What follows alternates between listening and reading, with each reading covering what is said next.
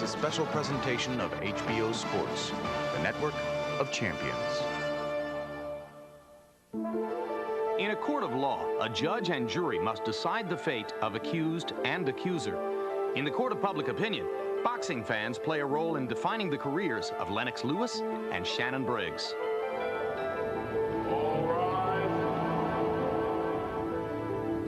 In the case of Lennox Lewis, the jury's still out and will remain that way until he fights Evander Holyfield. Part of the reason Lewis still finds himself in this position is the odd cast of characters and events which have accompanied his last 3 fights. Despite easy victories, he was still unable to prove himself to the public. In February 1997, Lewis's rematch with Oliver McCall ended in the 5th round, and McCall was disqualified after suffering a nervous breakdown in the ring. Well, I've seen some strange things in boxing. That is surely one of the strangest. Last July, Henry Akinwande embarrassed himself and the sport by failing to mount any competitive effort against Lewis. Akinwande was disqualified for flagrant holding in the 5th ridiculous round. That's it. You're going. Last October, Lewis's much-anticipated fight with Andrew Golota became a 1-round debacle, with Golota never landing a single telling blow. This after Golota's 2 barroom brawls with Riddick Bowe. In the case of Shannon Briggs, at one time he was considered a rising heavyweight of the future, underlining his image with blonde dreadlocks and knocking out carefully selected opponents. But 2 years ago, Briggs' rise crested when he was knocked out by Darrell Wilson. This is over. Tremendous upset victory for Darrell Wilson. Last November, Briggs fought George Foreman, and 12 rounds later, the judges awarded Briggs a controversial decision. This despite the fact hardly anyone at ringside thought he had won. Briggs' career is revived in a heartbeat. Lennox Lewis and Shannon Briggs fighting for respect in a World Heavyweight Championship fight. Tonight, you're the judge and jury in determining the legitimacy of these 2 men and deciding if one is truly a champion and the other truly a contender.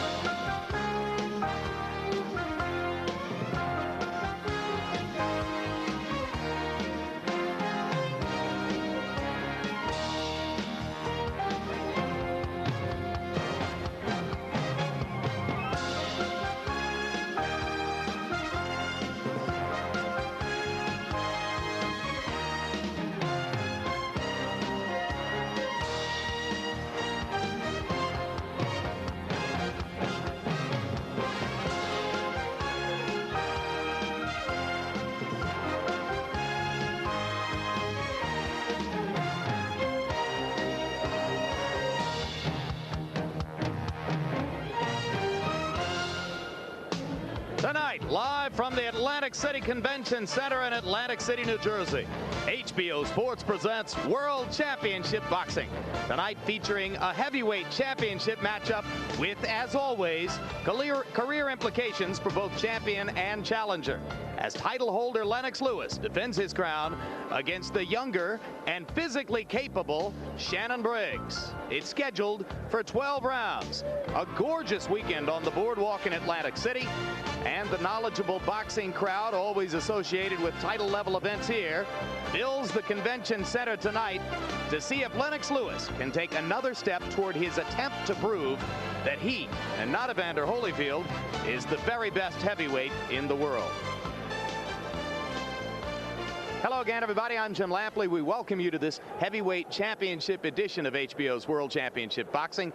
It isn't the title fight we would have wanted to bring you. It isn't the one that Lennox Lewis was hunting for after his destruction of Andrew Golota in this same arena last October. But shortly after Lewis's 1-round knockout of Golota, he signed a contract to fight Evander Holyfield.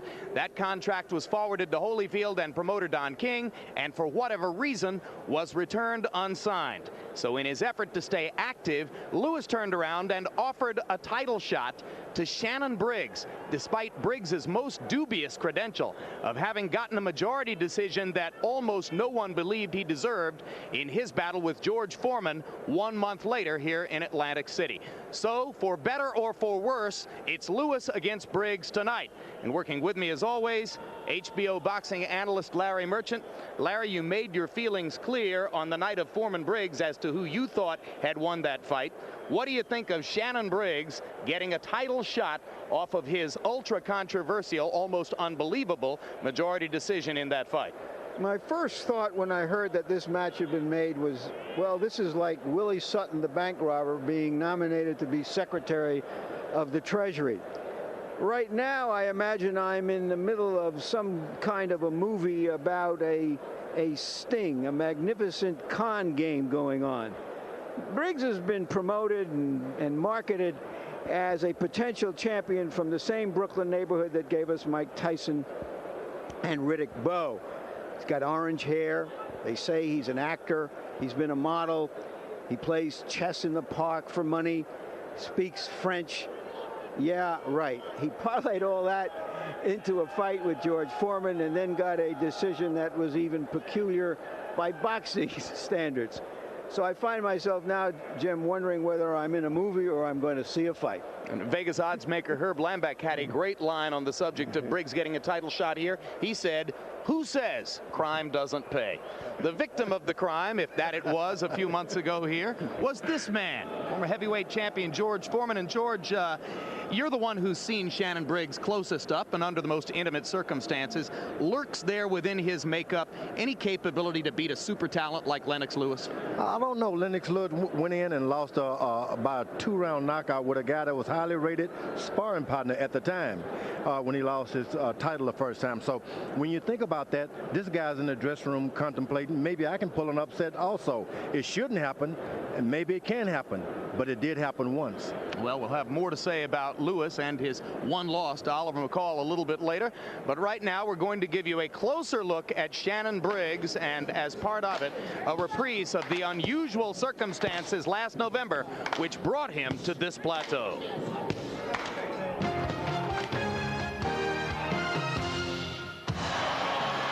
was the hardest punch of the fight.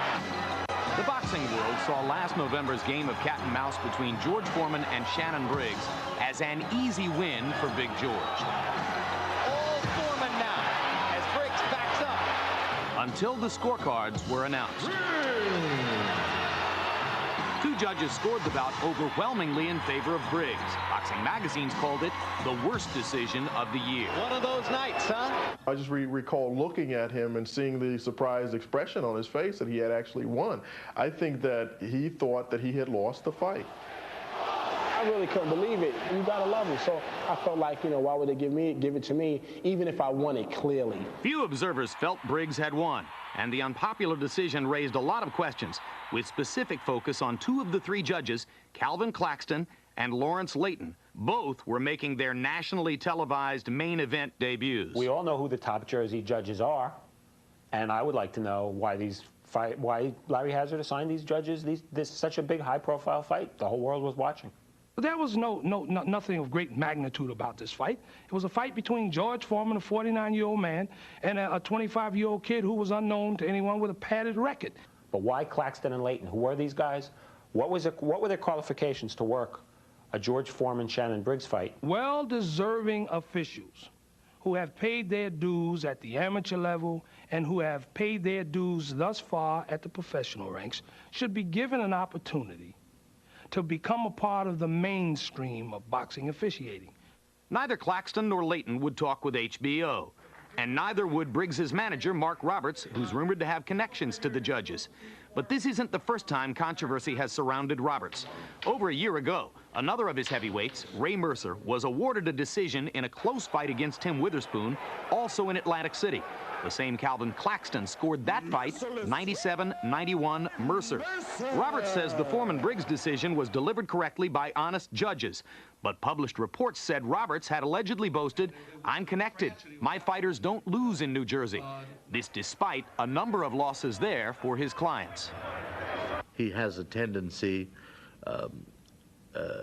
brag and be sort of, he's a very gregarious and outspoken kind of guy. I don't think it was meant in a literal sense. And later, United States Senator John McCain arrived on the scene, making his own inquiries into the decision. McCain's major concerns: the objectiveness and qualifications of the two judges, and potential financial ties between Roberts and the officials. Frank Catania, Director of Gaming Enforcement in New Jersey, found no merit in the claims and dismissed the inquiry. At first it made me mad and upset, and it discredited me, but now I have to laugh and look back and say, for what? Others believe there is merit in Senator McCain's ongoing questions. HBO polled journalists nationwide after the fight, responding both from ringside and from watching at home. They picked Foreman by a margin of 54-3. It's very hard to watch that fight and see an 8-4 fight for Shannon Briggs. Very hard to justify two judges scoring that one-sided in a fight that I thought was very, very close. I landed a lot more punches than they say I did, but, that was another shot at me, but I felt good. What I'm going to say is bad, but it's the lesser of the two evils. I would hope it was incompetence. And incompetence you can correct. If it was something else, without having to say it, that's a lot harder to correct. Whatever happened that night damaged boxing's already tainted image. But Briggs got the biggest win of his career. And tonight he gets a $1.5 million payday and a shot at a heavyweight title. Money and opportunity he can only hope to earn in the ring without controversy. Live against dressing rooms, yet to come.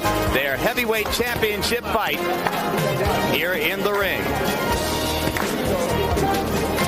And we welcome you back once again, HBO boxing analyst Larry Merchant. You've told us your answer to the question of how you felt about Briggs getting this title shot. What do you think about Lennox Lewis giving the shot to Briggs when he couldn't get a fight with Holyfield? Well, for a prize fighter who promotes himself as Mr. I'll fight anyone, anywhere, anytime, handpicking his next opponent from the top 25 or 50 in the division may add to his bank account, but it certainly doesn't add to his stature. Having said that, Lennox Lewis is responsible for one of the more shameful eras in American heavyweight championship boxing history. Three pretty good champions over the last decade, and Tyson, Bowe, and Holyfield, all of them have found a reason not to fight Lennox Lewis. They've ducked him. What makes it shameful seeming is that in the past, American heavyweights hearing about a challenger from Europe would be on the next plane and consider it a paid vacation. Muhammad Ali certainly would be on the next plane, and he'd camp at Lennox Lewis's doorstep until they agreed to fight. Give this much to Briggs, Jim. He is here.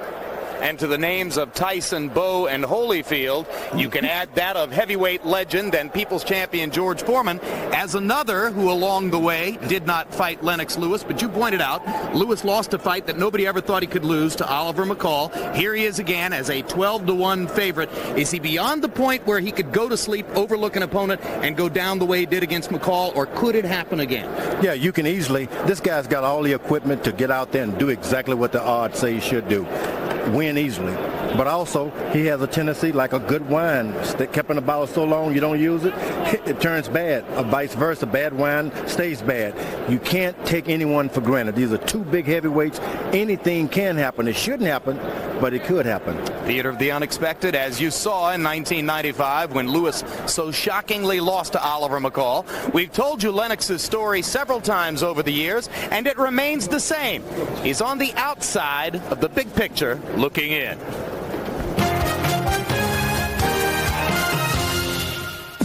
When you look at the heavyweight division through the 90s, four names stand out: Mike Tyson, Evander Holyfield, Riddick Bowe, and George Foreman. These men have several things in common. Each has been a heavyweight champion. Each has fought at least one of the other three. And none of them has fought the fifth standout of the decade, Lennox Lewis. No one wants to get into the ring with a guy that big, with a guy that has those kind of developed boxing skills, and a guy who hits like that. No one wants to get in the ring with anyone like that and risk losing their championship and getting knocked out. That's the simple fact of why people are dodging him, because they know that it's a risk when you hop into the ring with Lennox Lewis. The threat Lewis poses inside the ring is clear. But there are other factors that have made the risk of fighting Lennox Lewis outweigh the rewards. Some people think of him as Canadian. Some people think of him as Jamaican. Some people may certainly think of him as British. He trains in America. It's a little out of focus, if you will. That confusing identity has hurt Lewis. He's never had the fan base in the U.S. that the other top heavyweights, all Americans, have had. And he's never been marketed exclusively by an American promoter. I believe he may have got a better opportunity if he was completely signed and managed by an American organization and he was an American fighter. In 1992, after winning the title from Evander Holyfield, Riddick Bowe was the new rags-to-riches success story. Bowe took easy paydays against journeyman Michael Dokes and Jesse Ferguson because he felt there wasn't enough money on the table to risk his title against Lewis. Maybe he would have beaten Bowe, maybe he wouldn't have, but that's the fight that had to be made to make Lennox Lewis a pay-per-view entity. And now here we are, how many years later, 6 years later, and Lennox is really in his infancy in terms of a pay-per-view attraction and hasn't really sold a big pay-per-view fight. In his comeback, George Foreman became boxing's celebrity icon. He developed something Lewis never had, the ability to sell a fight on his name alone. Lennox is all wrong. He was young, he was quick, he was equal in size to George. There was no way in hell George Foreman was going to fight Lennox Lewis. In 1996, Don King paid Lewis $4 million so Mike Tyson would not have to fight him. Tyson wanted a more lucrative match against Evander Holyfield. Not that Mike and I had any conversations, but he must have thought as I did, that Evander Holyfield wasn't going to be too much of a problem for him. Of course, we all know he was very wrong. Now, rather than to unify the titles, Holyfield has declined to commit to a contract Lewis signed, most likely to take a much bigger payday against Tyson after his pending reinstatement. I think Evander Holyfield quite sensibly is avoiding him, and from a business standpoint, I understand it. As a fan, it's hard to understand, but from a business standpoint, which boxing is, particularly when you talk on the level of $40 and $50 million promotions, it's nothing more than a business event. Lennox Lewis understands boxing is a business, but thinks his inability to make these fights happen will have an unexpected effect. It will affect boxing's marketability, not only just my marketability when it comes to not getting the fights that, let's say, the public wants to see. You know, the public is what keeps us alive. You know, without them, you know, we're nothing. In a sense, we're entertainers in one sense. We go out there and we put our lives on the line to entertain and to prove that we're the best. If we're not being able to do so, you know, we suffer. Lennox Lewis remains frustrated. The top heavyweights of his time have all avoided him. Yet until he gets that elusive chance to prove himself in the ring, he'll never be ranked among them by the general sporting public.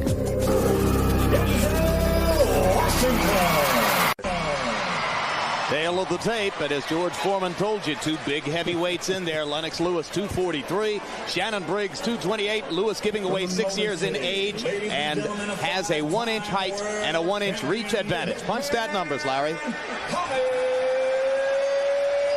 Routine numbers for heavyweights, but Lewis has done it against a better class of opponent. Jabs more interesting because Lewis does throw many more jabs than Briggs, and Briggs is reported to have had problems with his left hand.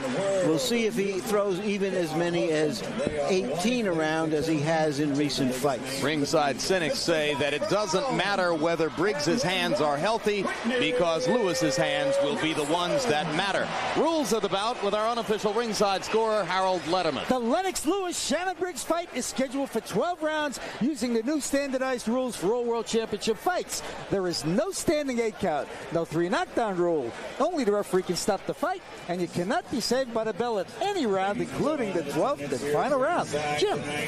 Without a doubt, one of the all-time. And Shannon Briggs will be first to enter the ring.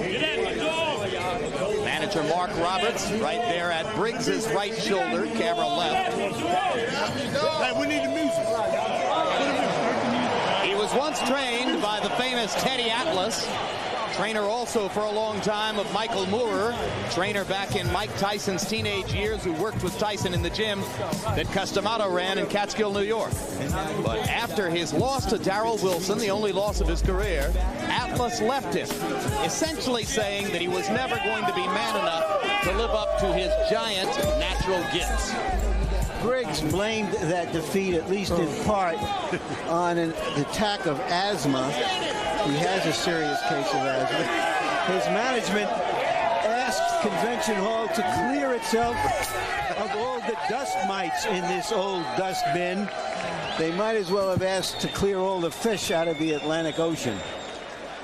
There are a couple of ways to look at what Briggs might do in the first couple of rounds. He has been known to be a fast starter, throwing upwards of 70 punches per round in the first couple of rounds of many of his bouts.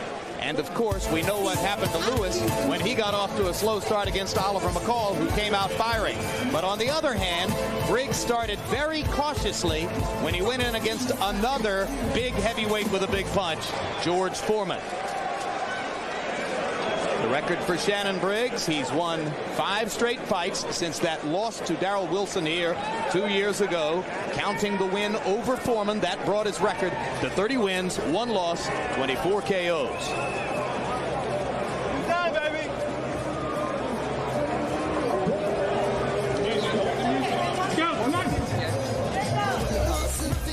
Lennox Lewis, accompanied by the man who's done such a brilliant job of training him since the loss to McCall, Emmanuel Stewart, at Lewis's left shoulder as he makes his way into the ring.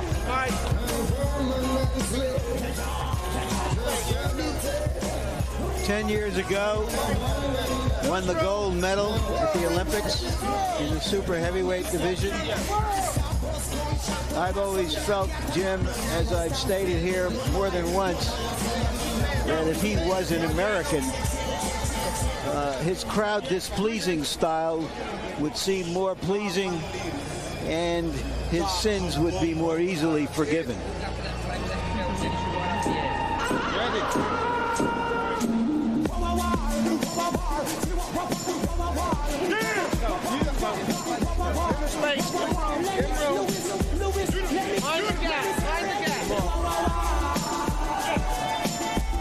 In a sense, he's in a no-win situation here. If he scores a quick knockout, he won't get credit for that because of Briggs' reputation. If the fight even goes 4 or 5 rounds, and the over-under proposition is 5 rounds, it won't do him a lot of good in the public's eye. For his part, Lewis said he would go after Briggs, quote, like a predator. He made it abundantly clear that he would hope to produce the same result here that he produced against Andrew Galata last October. That was a first-round knockout in 1 minute and 35.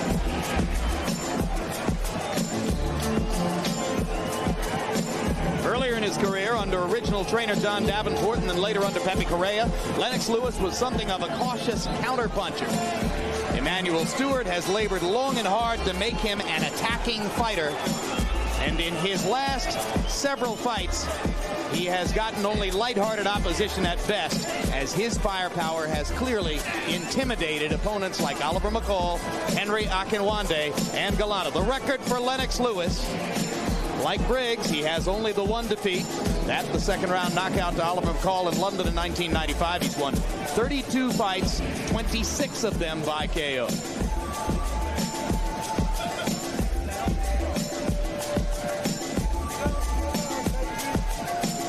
Now let's take a look at a graphic which outlines the competitive situation at the top of the heavyweight division, a consensus of the major boxing magazines with our own editorial input. Larry?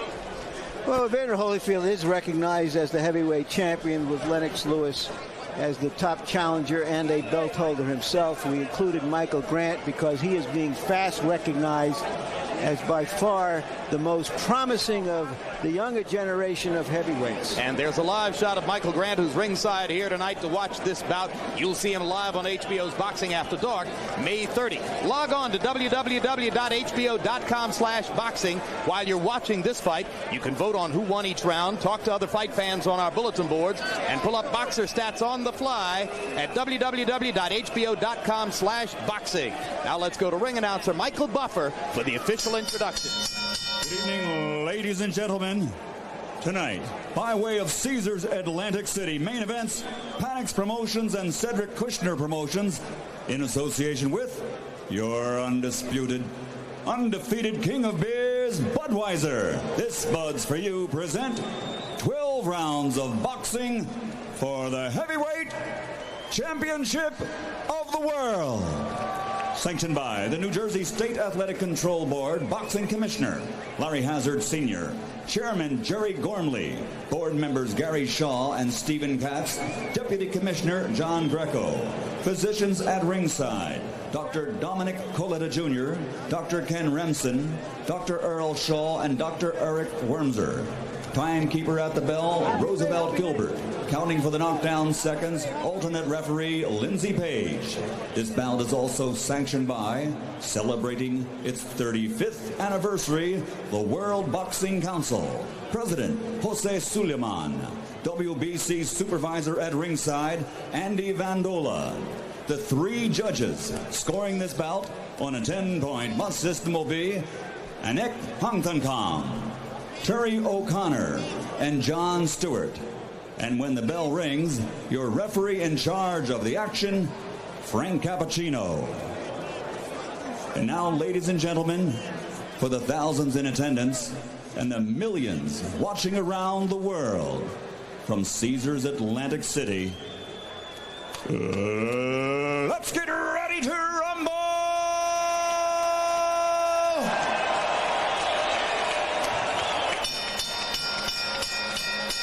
Introducing first, fighting out of the blue corner, wearing blue, trimmed with white. He weighs 228 pounds. His professional record, an excellent one. 30 victories, 24 by knockout with only 1 loss. From Brooklyn, New York, ladies and gentlemen, here is the challenger, Shannon Briggs.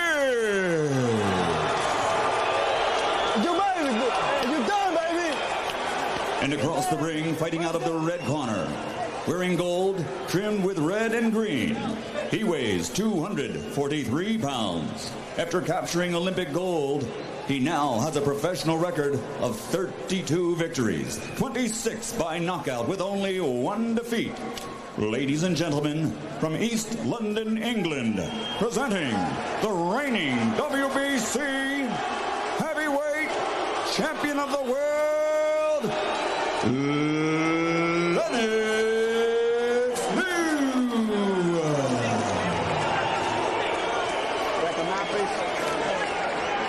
Shannon, Lennox, good evening, gentlemen.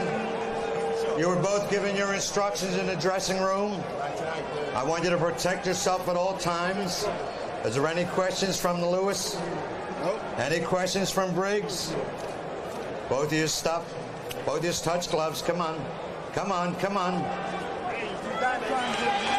One thing this fight has going for it, Jim, is that the expectations are so low that it would almost have to exceed them.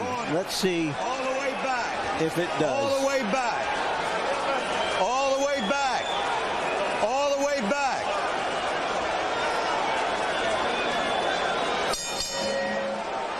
Two sculpted physiques, 2 big heavyweights. Lewis comes out attacking, lands a right, a jab, and a little left.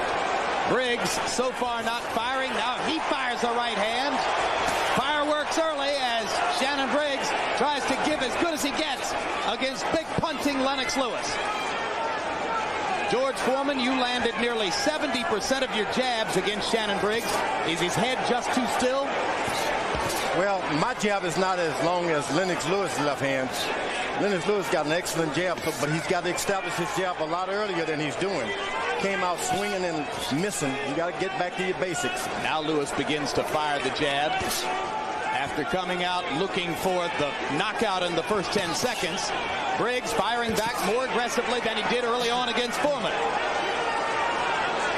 Emmanuel Stewart believes that Shannon Briggs came into his own in the closing rounds against George Foreman.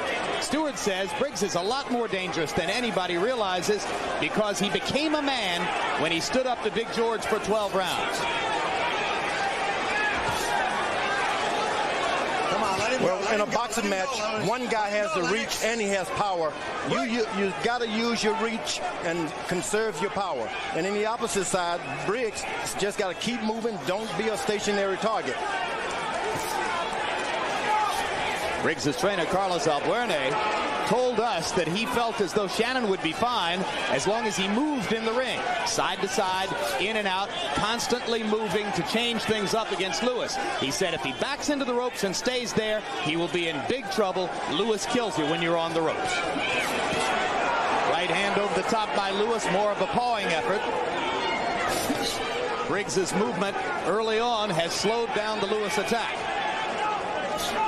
Lewis averages 35 jabs per round and wants to throw at least that many to keep Briggs off balance. Now it's Briggs who's attacking Lewis with his own jab.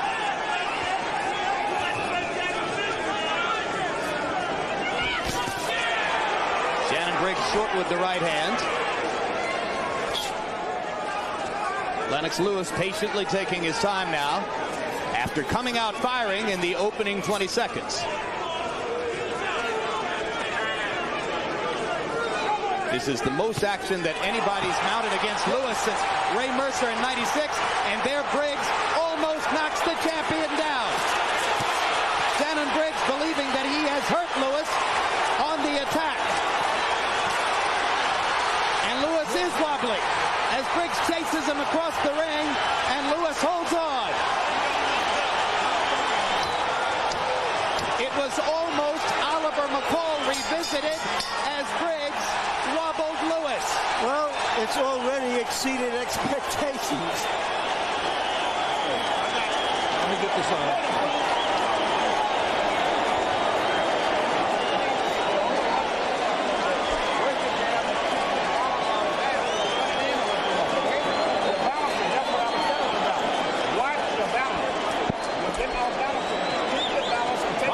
Numbers for round one. Briggs landed 60%. Take your time. You're rushing yourself. If you do get hurt, tie your man up. You want to tie him up, okay? But just take your time. That's the problem. See what? Well, from that punch, it looked like an off-balance punch, but he must have hurt Lewis, George, more than we could see from that punch. And then he comes back again, landing that left hand again. That was a real good left hand. Yeah, the earlier left hook didn't look that powerful, but apparently it stung Lewis. What a confidence builder that round had to be for Shannon Briggs. And as round two begins, Briggs meets Lewis more than halfway as he assertively walks across the ring. Now Briggs turns and winks at us as if to say, I've got this totally under control. Come on, them hands are This is a much looser, more confident Shannon Briggs than the nervous young man who came into the ring against you, George.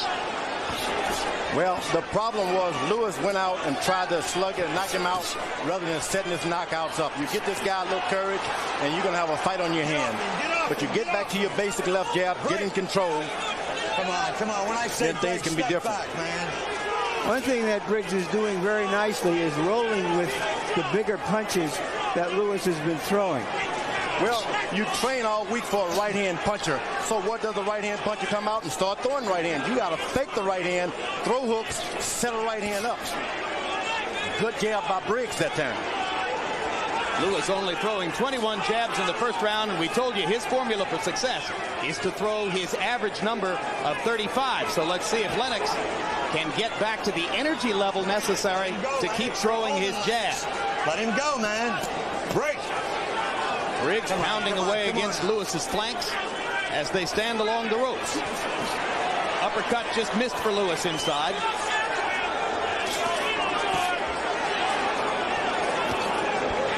Let him go, Lennox. You're holding him. You're holding Lennox. Now the referee will play a big part in a fight like this. You wonder whose nerves he's going to get on here. Good right hand over the top. He said it didn't hurt, but it did hurt. Great, fans. Come on. Briggs is playing to the crowd and to us. Most of those in the ringside seats are Briggs supporters. Good left hook by Briggs.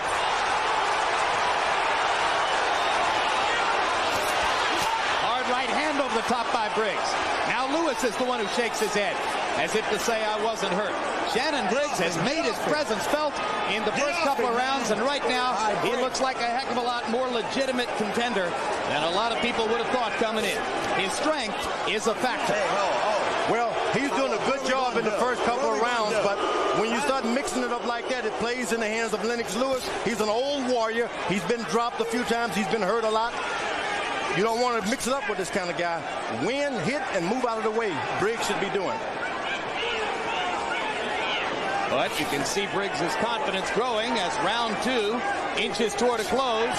Lewis going back to throwing the jab, but by and large, Lewis has not stuck to his fight plan, and Briggs has taken advantage in the first 2 rounds, and now here comes Lewis with precise punches up the middle. Right hand over the top as the second round ends.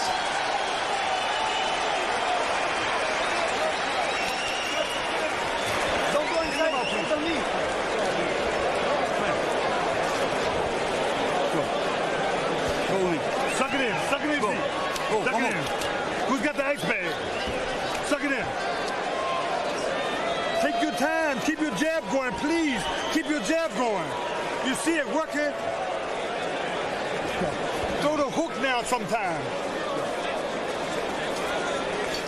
The left hand has been the surprise for Briggs. He misses the right, or it's blocked, comes back with the left, stung Lewis momentarily right there. Lewis came back strongly at the end of the round. Left hook first. Go back to the soft jab. Okay, let's go. Jab and the hook. And the hook. So in the first 2 rounds, Lennox Lewis looks anything like a world beater, and Briggs looks like anything but a stiff. Hard right hand by Lewis. Caught Briggs flush. The jab sets it up for Lewis. When he starts doubling up on the jab, Briggs can't see Lewis's right hand over the top. Briggs missing with the wild left hook. Lennox Lewis has made a statement with the jab in the opening seconds of this round. Lewis is really effective when he finds someone aggressive. Now all he has to do is stand back and throw his right hand. Briggs should always be hitting and moving left and right. He's going to be successful if he continues to move, but you can't stand there and take those right hands on top of your head all night. No one can. Pretty good action fight in the first 3 rounds. Stop punching both of you. Remember, the referee is going to play a great part in this boxing match. As he tries to keep the 2 of them from leaning all over each other. Well, if he keeps one and one guy or another, he'll get on his nerve and make him change his tactics. Now, Lewis is starting to establish his left jab, but he allows Briggs to walk around too much and recover from the effects of a left jab. When he's walking away, you just got to jab at his body. Forget about the head when he's walking away.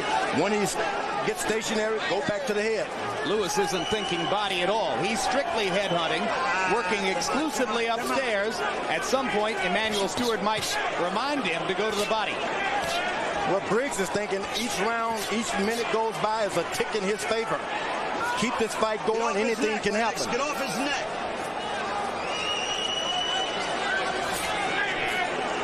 Right hand by Lewis. Just a pawing right. Little short with that big cross over the top. Briggs is going to waste a whole lot of energy shaking his head.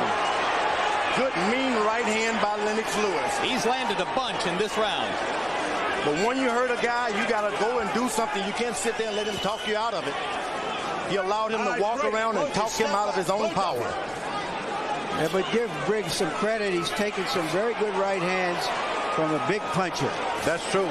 And he fires back with a left jab. Absolutely. Right on the kisser, as we say. And another one. So Briggs begins to reestablish in the closing seconds of the round. And it starts to become something of a boxing match. But Lewis is standing back whenever he wants. He throws his right hand. The time he comes back with a left hook, Briggs can get up off the canvas, but he's got to throw a right hand, fake it, and come back with a hook. Lewis is so confident of his big right hand, sometimes he forgets about the left hook. Yeah. When he throws the left hook, he's doubly effective. Hard right hand to the body by Lewis. Step back now.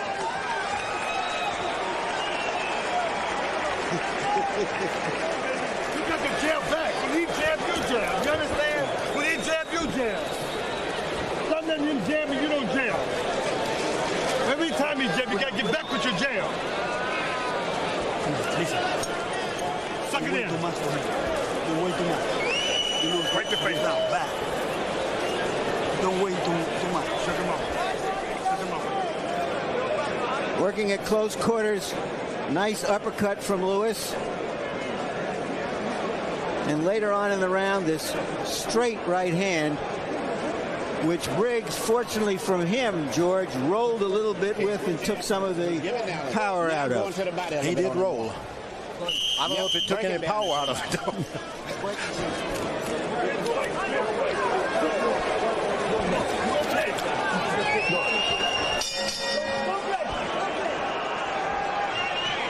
Round 4 begins. Harold Letterman, how'd you score the first? That was the left hook. Yep, finally real quick to the one.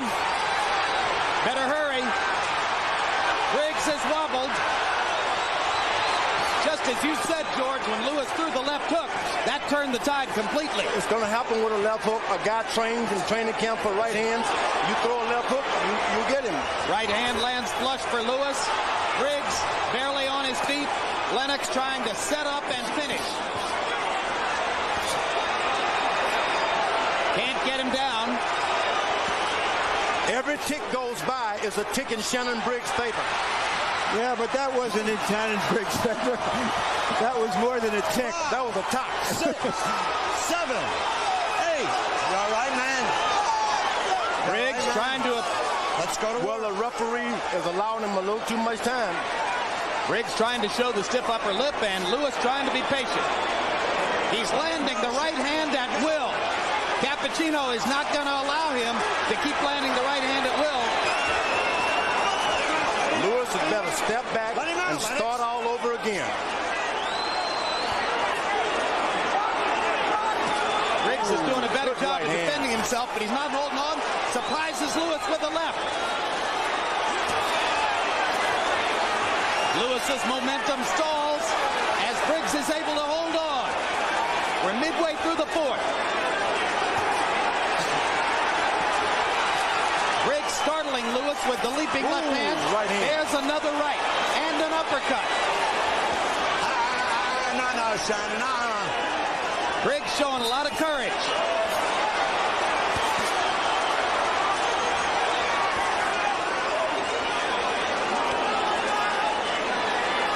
Lewis is a little tired himself.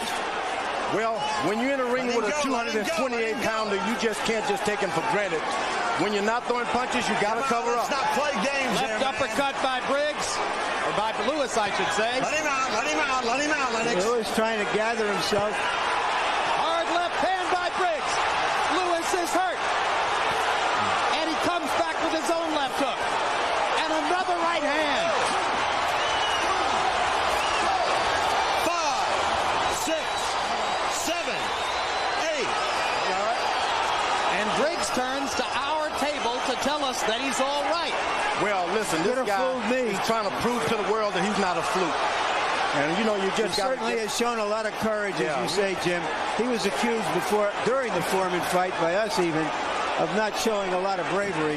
He is showing it here. No 3 knockdown rule in effect.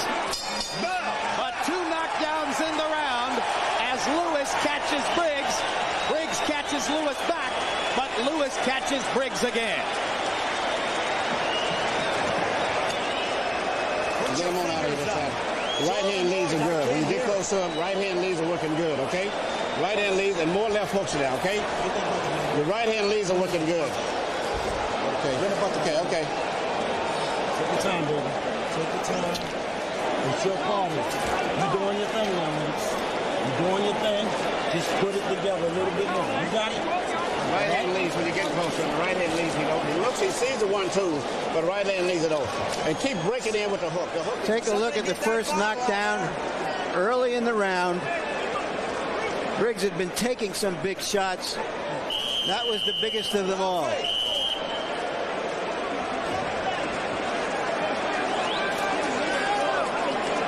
Get that bottle out of there, man. Get that bottle. Hold it, hold it. Get that bottle out of there. Let's go.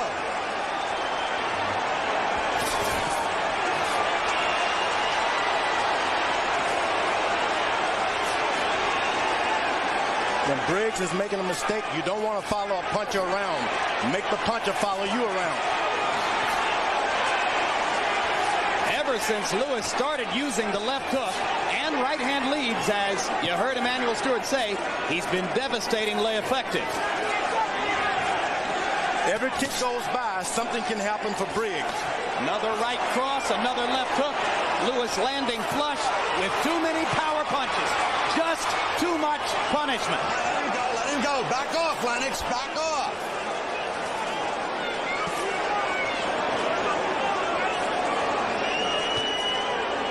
Briggs popping Lewis with the left hand.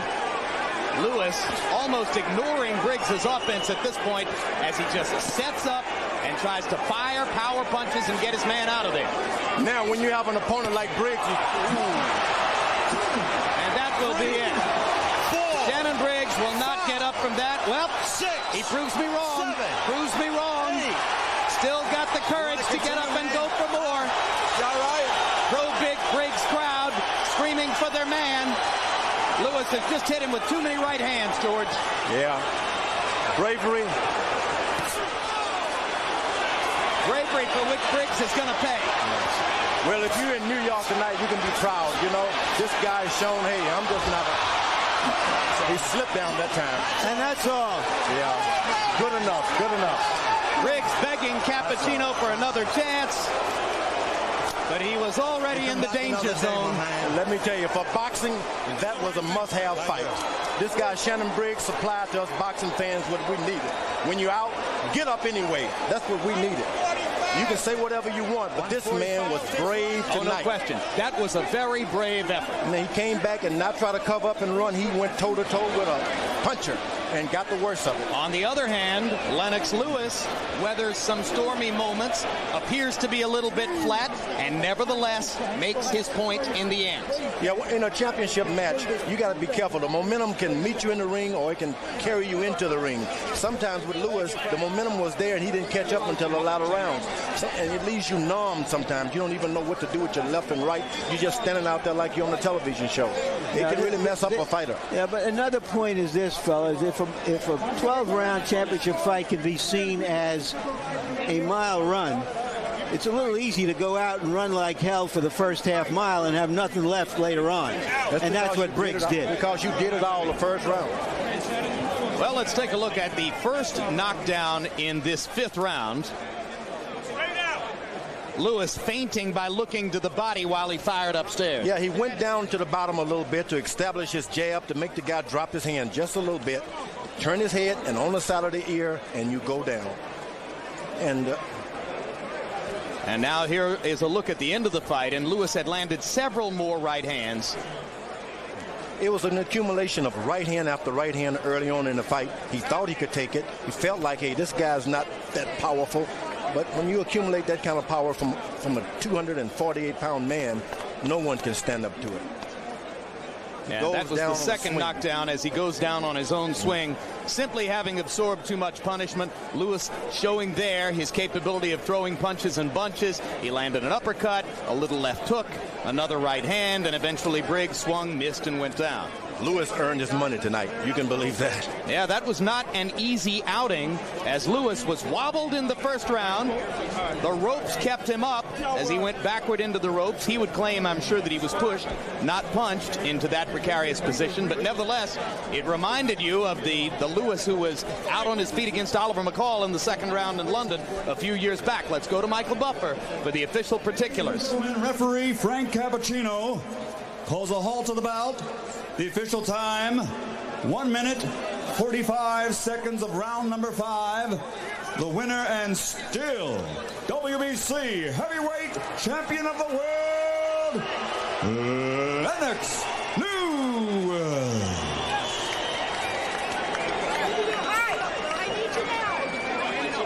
A round of applause, ladies and gentlemen, for the challenger from Brooklyn, New York. Final punch stat numbers, and you can see that Lewis landed 96 more punches in the relatively brief tour of duty, threw 113 more punches, and landed at a connect percentage which suggests that Shannon Briggs' health would have been in danger had the fight gone any longer. I agree. Jabs, and you can see that Lewis finally did up his jab output toward the end, landing 66 out of 117 and landing at close to a 60% rate. Briggs simply needs to learn to defend himself better against the stick. And now let's go to Larry Merchant with the winner, Lennox Lewis. Thank you, Jim. Congratulations, Lennox. What surprised you about Briggs tonight? Nothing really. He had a little game in him. I kind of made it personal, so, that made it more of a fight. You're saying that he was a little braver than you expected? Yeah, he was. He got off the ground 3 times, so he had to, basically, because he did a lot of talking before this fight, so he had to back that up. Did he hurt you in the first round when you staggered back to the ropes? I was kind of off balance, and he hit me in the back of the head. But, when he jumped on me, I realized that, my defense is too good for him. Were your legs giving you problems because it seemed through the second and third rounds that you needed a blow every time an exchange happened? No, not really. Seeing a whole week before the fight really affected me, but, these are certain things. Sometimes you're not really 100% some fights, and some fights you go down to 80%. Well, give yourself a grade then for this. I would say I was about 80%. What turned the fight for you when you started to respect the fact that he was a young guy trying to win the title, and he swung a big left hand and got you a couple of times? Did that pull yourself together? Yeah, really. I love it when a fight's really interesting, and I'm glad that he came to fight and didn't really come to pop out, and it made the fight really interesting, and I just wanted to work on a couple of things, and I felt good in there. Thank you very much, Lennox. Jim? It was Purdue. It was Nate. And here's a look at the final scorecards in the bout. You see that Lewis was leading on all 3 scorecards, although 2 judges gave Briggs the first round. 1 judge gave Briggs the first and second rounds, but Lewis eventually able to seize command in the fight, and he was ahead at the time when he scored the knockout over Shannon Briggs. Well, George Foreman, and maybe it wasn't Lennox Lewis's most polished performance, and perhaps looking back, Lewis was necessarily distracted by his disappointment in not being able to lure Evander Holyfield into fighting him. But ultimately, Lewis is able to right himself and make his point. I'm sure, on the other hand, there are a lot of potential opponents who will look at this and say, he's still vulnerable. I don't know. You corner a cat, and let me tell you, he will scratch you. He cornered a cat tonight, and that cat started to scratch, and he almost scratched with some success. So it wasn't that Briggs was that good. Lennox Lewis was caught by surprise, as we often do when we overlook and start looking down to being called the greatest of all time, things of that nature. But that cat was scratching tonight. If he had just kept going, Lewis was a bit tired, if you ask me. What about tired of landing right hands, that is. Yeah, that'll wear you out. What about Emmanuel Stewart's theory that Briggs grew up and became a man in his 12 rounds in there against you? I think so. A lot had to do with that the commentary that you guys did on HBO. It made Briggs say, hey, look, these people are saying things. He was angry about what we said, and that's what we need to do, make a lot of guys angry so they can get out there and give us the best.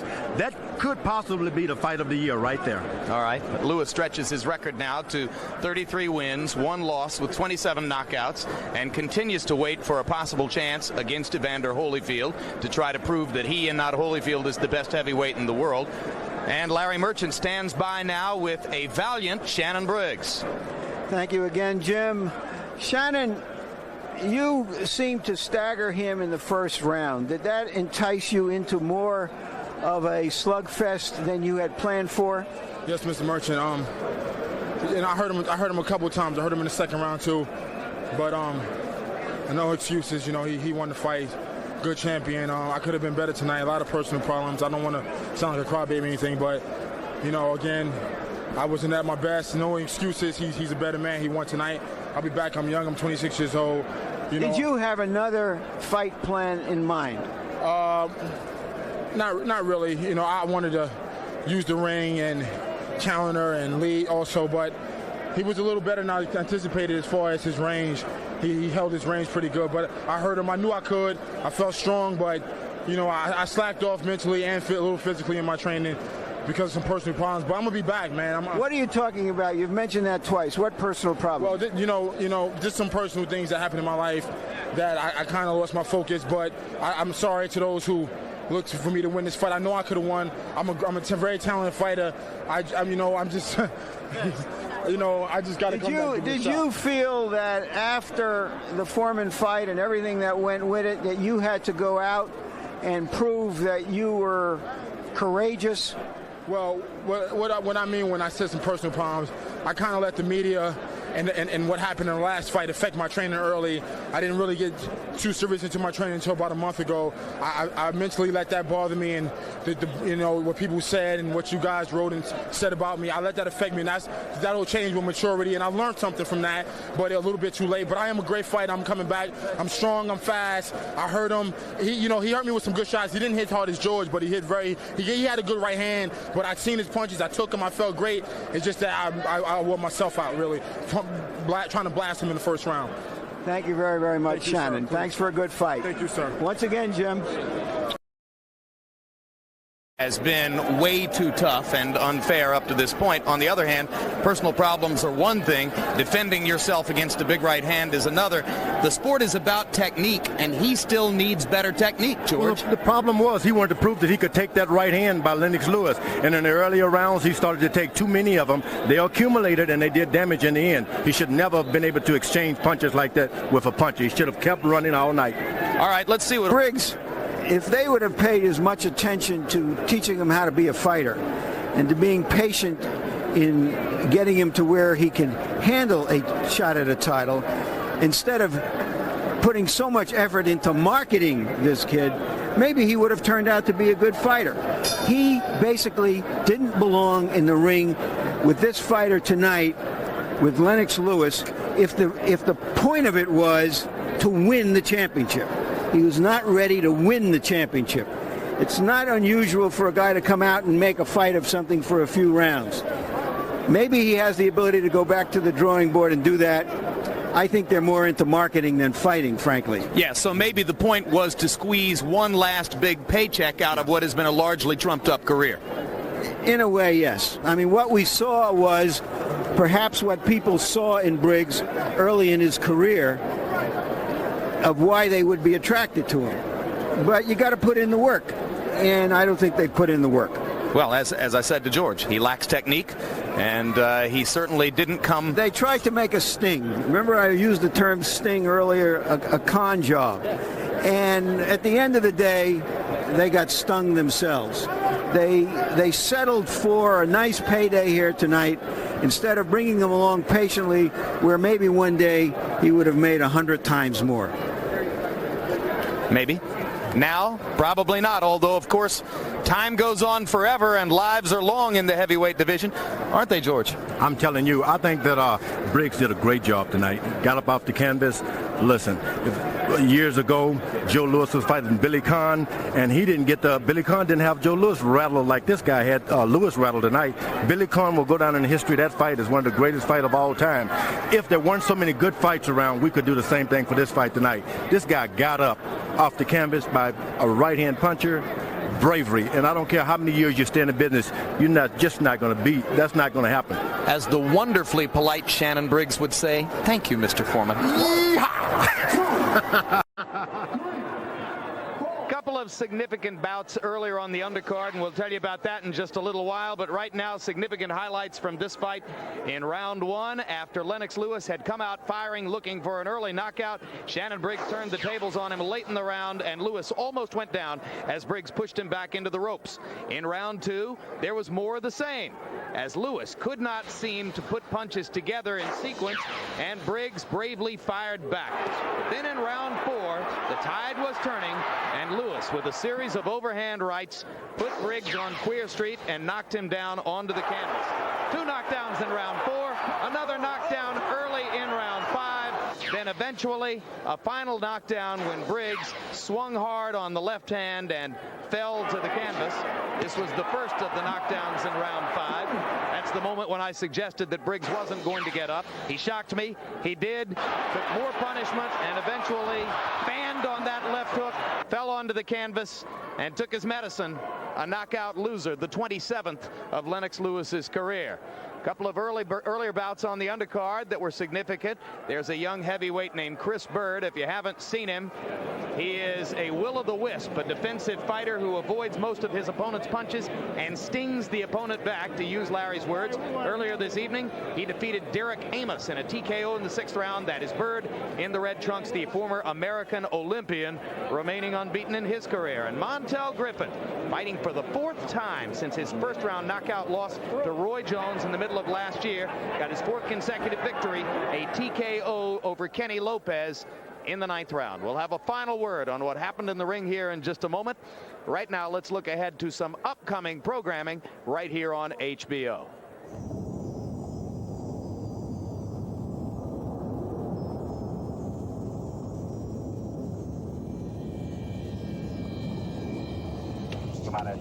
The important thing is that we prove that the spacecraft can work and get down again. I'm not leaving the program. Not voluntarily, not till we get to the moon. Do you realize what will happen if you put those men into orbit and you can't get them out again? The conquest of space is worth the risk of life. We have ignition. Okay, Houston, I don't know what happened here. We had everything in the world drop out. We have serious problems. We're tumbling end over end up here. America's greatest adventure. This is a brand new and very complex spacecraft. Television's biggest miniseries. I don't know what happened. I'm not sure we didn't get hit by lightning. From the Earth to the moon. 12 dramatic stories. 6 amazing Sundays. 2 new shows every Sunday night at 8. Blasting off Sunday, April 5th. This Monday at 3:30 p.m. Eastern and Pacific Time, HBO Sports presents City Dump, the story of the 1951 CCNY basketball scandal, a documentary that examines one of the most notorious incidents in college basketball when 7 members of the City College of New York basketball team conspired with gamblers to fix games over 2 seasons, one of the darkest chapters in the history of the sport, also airing April 3 and April 12 at 10 o'clock Eastern and Pacific Time in the morning. And then in April, 2 big nights of boxing on HBO, beginning April 18 with Prince Nassim Hamed. In his American at HBO debut last December, Hamed delivered all the excitement we could have hoped for and more. Join us 3 weeks from tonight to see what follows. And following 1 week later on April 25, a competitive matchup between 2 of boxing's best light heavyweights, Roy Jones Jr. and Virgil Hill. We've waited for that fight for a long time. It takes place April 25. Coming up immediately following tonight's coverage of World Championship Boxing, stay tuned for Top of the World on the East Coast and the premiere of Jingle All the Way on the West Coast. So now for Larry Merchant, George Foreman, and Harold Letterman, this is Jim Lampling saying so long from the Atlantic City Convention Center in Atlantic City, New Jersey. The executive producer of HBO Sports is Ross Greenberg. Tonight's telecast of World Championship Boxing was produced by Rick Bernstein and directed by Mark Payton.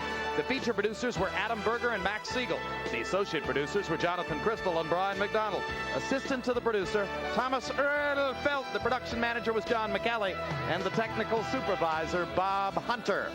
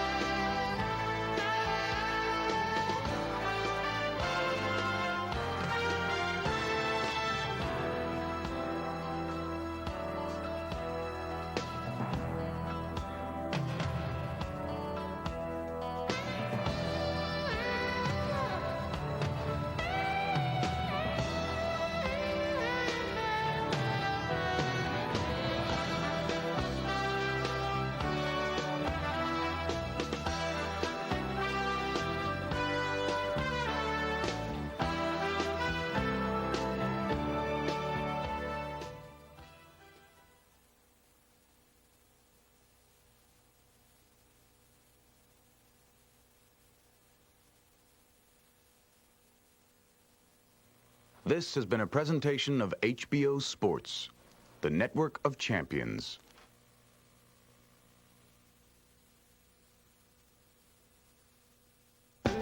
All right, let's see where they put it. Here it is. World-class athlete, that's me, seeks one in the same profession to share small space for short term, very warm conditions, the heat's always on, must like tight corners and be willing to pay a heavy price. Serious replies only. Roy Jones Jr. returns as former champ Virgil Hill responds to the call. Live Saturday, April 25th on HBO. Next on HBO.